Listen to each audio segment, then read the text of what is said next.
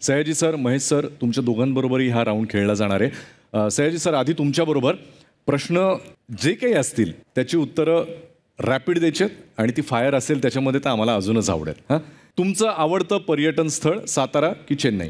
सातारा. तुमचे आवडते मित्र महेश मांजरेकर की मनोज वाजपेयी? महेश मांजरेकर, कारण तो नेहमी भेटतो. मनोज कधीतरी भेटतो. तुमच्या मते राष्ट्रवादी कोणाची, मोठे पवार की छोटे पवार? मोठे पवारांचे.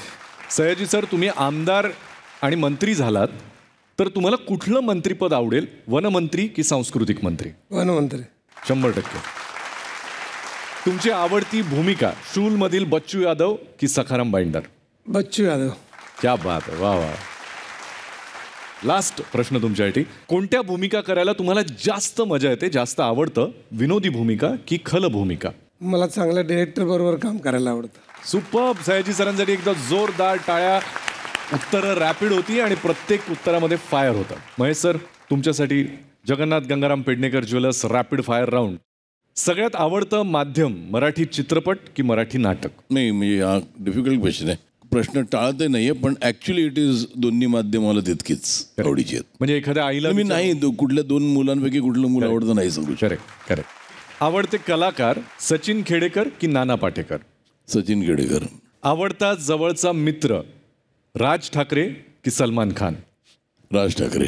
सर, तुम्ही केलेल्या सिनेमांमधला तुमच्या अगदी जवळ असलेला सिनेमा, वास्तव की अस्तित्व? अस्तित्व. आवडती अभिनेत्री, तब्बू की मेधा मांजरेकर? न तब्बू. या चित्रपटाच्या टीमशी आपण गप्पा मारतोय, पण बाकी मजा मस्ती गप्पा चालू असताना चित्रपटातले अनुभव, काही प्रसंग, या सगळ्यांचंच गोड कौतुक आणि चित्रपटाची उत्सुकता यांच्या बरोबरीनं हा चित्रपट ज्या विषयावर बेतलेला आहे त्या विषयाचं गांभीर्यसुद्धा आपल्याला विसरून चालणार नाही. मला असं वाटतं की आपण जेव्हा छत्रपती शिवरायांना आपलं दैवत मानतो त्याच वेळेला आपण सगळे अजूनही त्यांच्या मावळ्यांच्या भूमिकेतच आहोत. आणि जेव्हा एखादा मावळा चिडून महाराष्ट्राला काही सांगू पाहतो तेव्हा त्याच्या मनातल्या भावना काय असतील याची कल्पनाच केलेली बरी. आत्ताही या मंचावर एक असाच मावळा आपल्या मनातलं काही सांगायला इथे येतोय.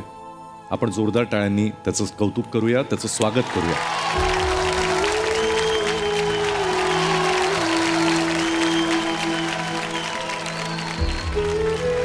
प्रिय महाराष्ट्र, कसा आहेस? मावळा म्हणून माझे अनेक पराक्रम तू पाहिले असशील, पण तसं आपलं बोलणं नाही झालं कधी. म्हणजे खरं तर राजा असताना काही बोलायची गरजच नव्हती म्हणा. त्यांनी मावळ्यांच्या, कष्टकऱ्यांच्या, शेतकऱ्यांच्या समस्या कायम न बोलताच ओळखल्या.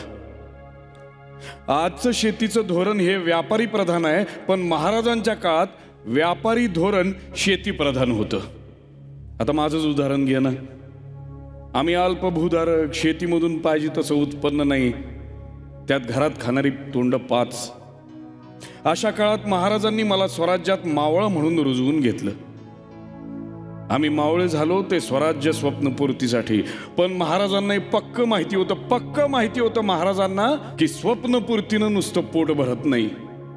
आणि त्यामुळे स्वराज्यातल्या मावळ्यांना दिल्लीमधल्या बादशहाच्या सैनिकापेक्षा जास्त पगार होता. शिवाय महागाई भत्ता मिळायचा, मुलांना मोफत शिक्षण दिलं जायचं आणि मान सन्मान तर वेगळाच. आपल्या सैनिकांसाठी पेन्शन सुरू करणारा जगाच्या पाठीवरचा पहिला राजा म्हणजे आपले छत्रपती शिवाजी महाराज. शिवाय सेवानिवृत्त होताना बक्षीस म्हणून जमीन सुद्धा दिलीच की मला. आणि जे मावळे स्वराज्याच्या कामी आले ना, त्यांच्या संपूर्ण कुटुंबाचा खर्च स्वराज्याच्या तिजोरीतून होत असे. शिवाय कुटुंबातल्या एकाला तरी स्वराज्यात नोकरी मिळायची म्हणजे मिळायचीच. तसं शेतकऱ्यांवर महाराजांचं विशेष लक्ष होतं बरं का. त्यांचं म्हणणं होतं की कोणत्याही परिसरात प्रवेश करताच तिथं उभा असलेल्या पिकाची डोकी तिथल्या राजाचा राज्यकारभार सांगतात. महाराजांच्या काळात सहसा शेतकऱ्यांना कर्ज घेण्याची वेळ येत नसे, आणि पडलीच तर शेतकऱ्यांना 0% व्याजदराने कर्ज दिले जायचं.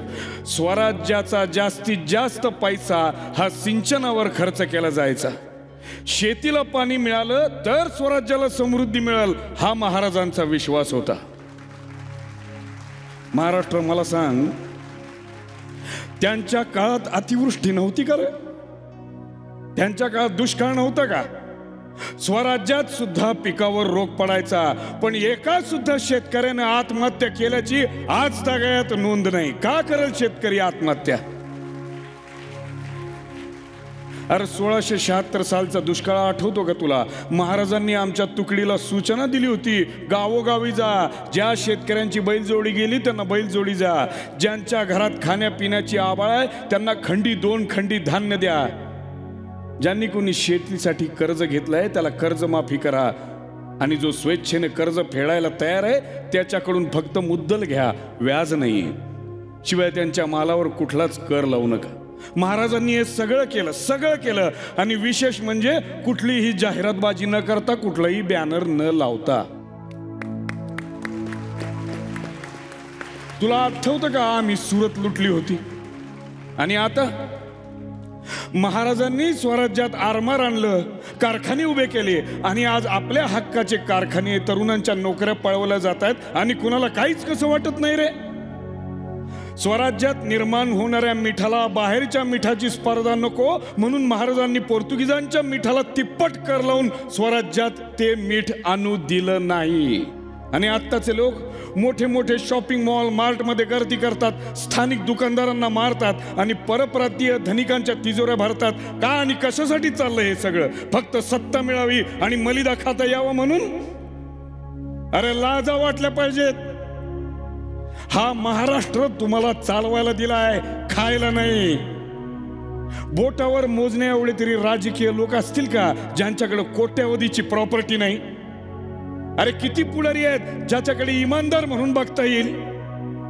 जनतेचा अर्धा पैसा ह्यांनीच डांबून ठेवलाय आणि जनतेला सुद्धा लाज वाटत नाही का रे? तुमचा साहेब जेव्हा कोटी कोटी रुपयांच्या गाड्या घेतो तेव्हा कौतुका कसली करता? अरे फोडती गाडी आणि विचारात सडकावून कुठून आणले हे पैसे? इथं आमचा शेतकरी बाप अख्खी जिंदगी कष्ट करतो तरी बायकोला साडी घेताना 10 वेळा विचार करतो का बाबा घ्यावी साडी का घेऊ नये. आणि हा आमदार 5 वर्षात माड्यावर माडे बांधतो तरी आपण असं शांडासारखं बसून राहायचं का? जमलं तर एक गोष्ट लक्षात ठेवा आणि करा, कुठल्याही राजकीय मंचावर ह्यांना आमच्या राजाचा पुतळा ठेवू देऊ नका. यांची लायकी नाही आहे हे करायची. आणि ह्यांच्या सत्तेच्या हव्याच्या पोटी आमच्या महाराजांच्या नावाचा वापर आम्ही होऊ देणार नाही. इथल्या पोरांमधला मावळा जागा कर महाराष्ट्र, आणि त्यांना आपली शौर्य परंपरा सांग. त्यांना या महाराष्ट्राची आन बान आणि शान राखण्याची जबाबदारी आपल्यावर आहे. कारण श्वास माझा, ध्यास माझा, नसा नसात महाराष्ट्र माझा. जय महाराष्ट्र. तुझ्याच मातीत प्राण सोडलेला एक मावळा.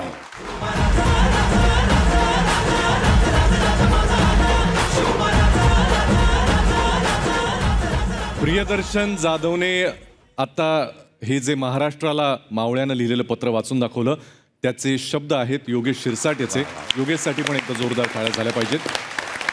आणि फक्त विचार करा, एक मावळा महाराष्ट्राला जेव्हा इतक्या कणखर स्वरामध्ये हे सांगू पाहतोय तेव्हा महेश मांजरेकर सरांच्या आणि या झी स्टुडिओज प्रस्तुत चित्रपटामध्ये सुद्धा प्रत्यक्ष महाराज जेव्हा खाली येऊन आपल्याला या परिस्थितीमध्ये काहीतरी सुनावतात ते किती जहाल असेल. त्यामुळे हा चित्रपट बघायला अजिबात विसरू नका.